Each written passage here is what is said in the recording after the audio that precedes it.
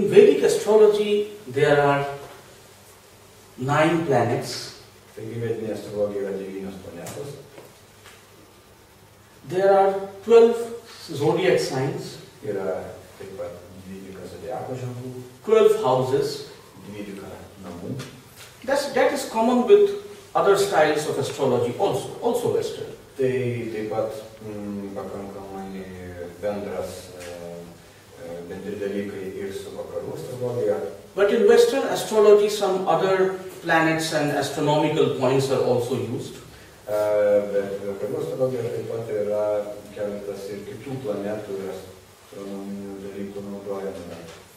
But after this, in Vedic astrology, there are 27 constellations and 108 navamsas, divisions in the horoscope. Bet apart viso šito, vedinė astrologija dar yra 27 žvaigždynai ir 108 navamšas.